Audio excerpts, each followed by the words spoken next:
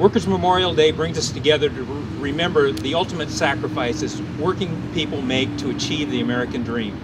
No worker should die on the job. 46 names will be named today. 46 Oregonians' lives were cut short. 46 families are grieving because of workplace tragedies, and hundreds more have lost loved ones to work-related occupational diseases. Serves as a constant reminder of the danger too many face at the workplace.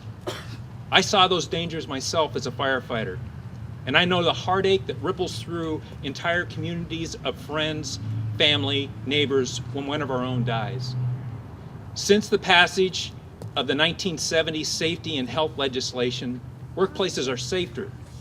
But until every worker from the farm to the factory is guaranteed the peace of mind of a safe job, our job will never truly be done. I'd like to introduce Duke Shepard of the Governor's Office to read the Governor's proclamation.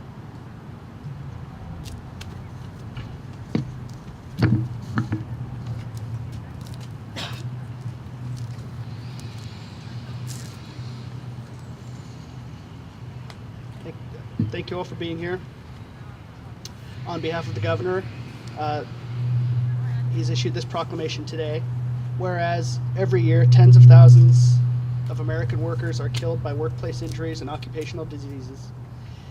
And whereas tens of thousands more are permanently disabled and millions are injured, and by organizing Workers' Memorial Day on April 28th, a day chosen by the unions of the AFL-CIO as a day to remember the victims of workplace injuries and disease, renewing efforts to seek stronger safety and health protection, better standards and enforcement, and fair and just compensation, and rededicating ourselves to improving safety and health in every American workplace, concerned Americans are determined to prevent these tragedies in the future.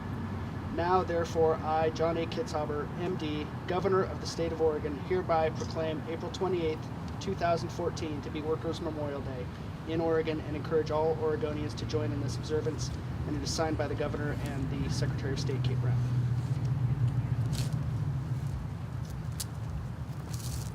I'd like to introduce the Reverend Dr. Janet Parker of the First Congregational United Church of Christ to give the invocation.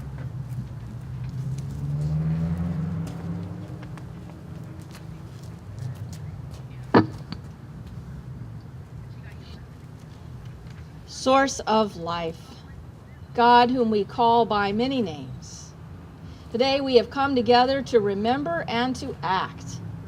We take this time to pause from our busy schedules and work lives for the sacred purpose of remembering the workers in our state who died as a result of workplace injuries and work-related illnesses this past year. We honor their lives, which were lost too soon. We grieve with family members and all the loved ones of those who died from preventable causes because our society has not adequately protected worker health and safety. Yet we are inspired by the Workers' Memorial Day plaque right here next to us this morning from the Oregon AFL-CIO, which reads, "Mourn for the dead, fight for the living."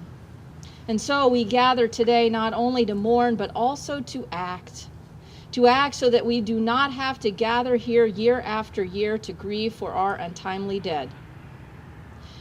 O God of justice, grant us the courage and the resources we need to continue the struggle for better policies and a stronger legal framework so that no one dies as a result of hazardous or unsafe working conditions. Help us to be a catalyst and a gadfly to our society and government, to push for the needed change so that all workers may have the proper protections and working conditions, so that no one dies a preventable death due to job-related causes. Help us together with our allies and friends in all sectors to build a society that no longer puts profits above people, but treats every life as a sacred trust. And so we pause now for a moment of silence in honor of those whose names will shortly be read. They are gone from this earth, but never forgotten.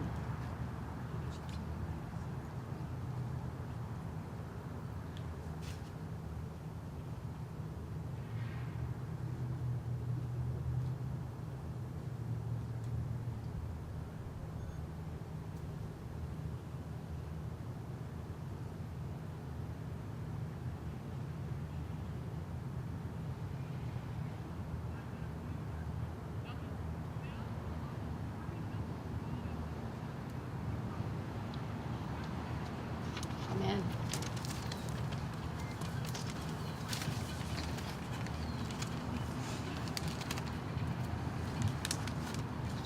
Senator Michael Dembrow, member of AFT 2277, and Aaron Baker Strong of IBEW 48 will read the names of those killed on the job and in the war in 2013.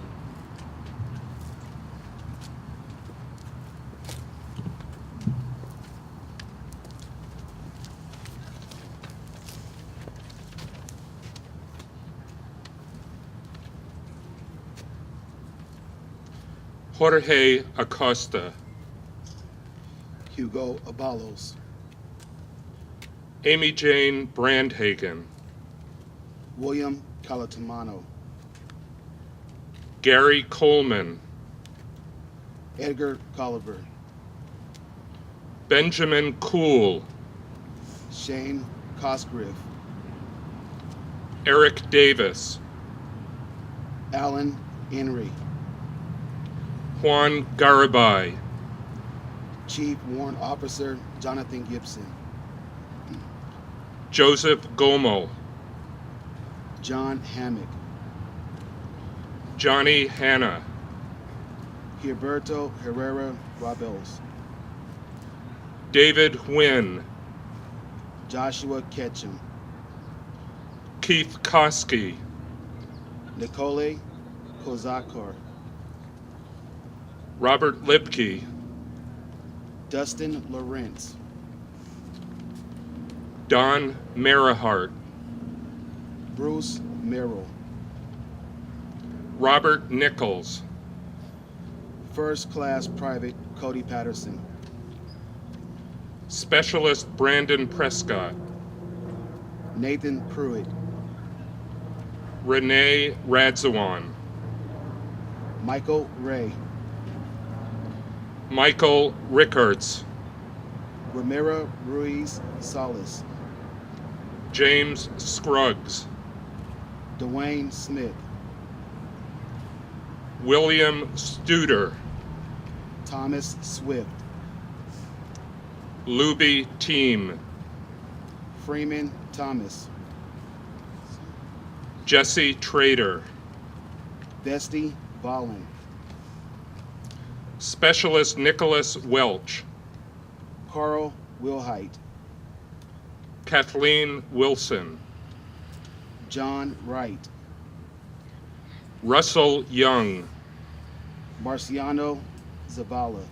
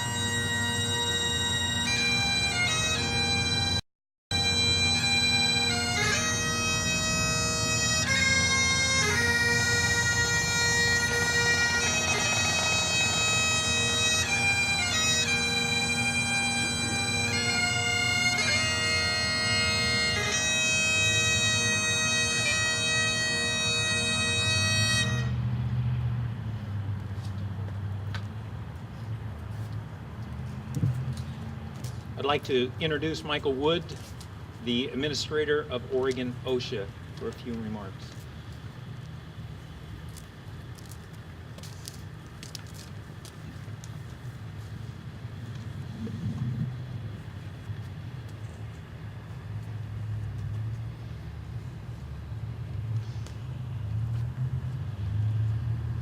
We gather like this too often. We gather together to commemorate and honor those we have lost on the job, those we have lost on the battlefield far too often. For some of us, year after year, we gather to stand in solidarity with those who feel the loss most deeply, to stand in solidarity with one another as we insist that there must be a better way. We gather too often. For those who have lost loved ones in the course of the year or in past years, there are too many memories, there are too many reminders, there are too many opportunities to consider all that has been lost, to consider a life cut short. We gather too often. And yet we do not gather often enough. We cannot come together often enough in our fight and in our struggle to do better, to do more, and to see that the workplace is not a place of needless risk, that the workplace is not a place where anyone goes to lose their lives, to lose the loss of their body. We cannot gather often enough because the work is not done.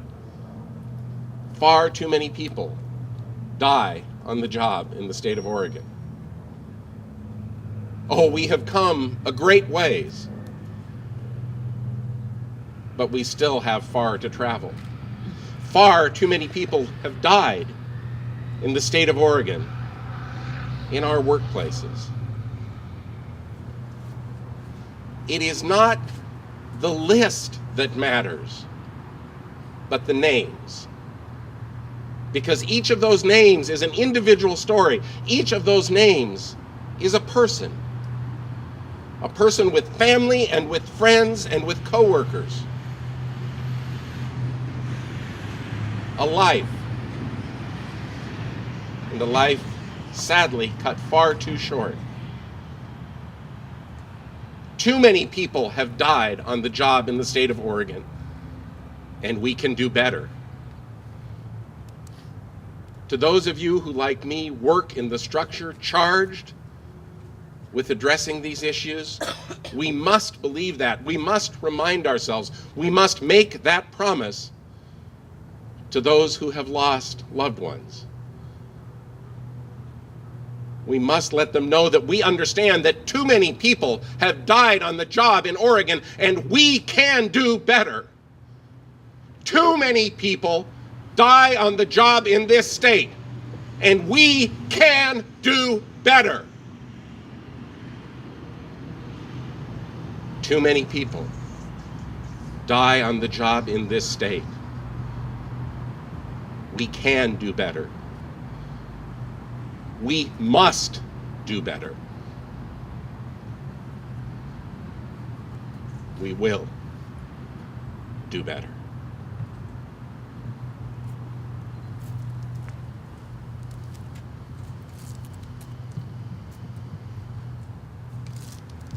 You know, whether you go to work first thing in the morning or late at night, whether your workplace is a field or a mine or a hospital or a restaurant or a firefighter, or your office is 30 stories up building a skyscraper, your expectation is you'll go in, work hard, and go home safe.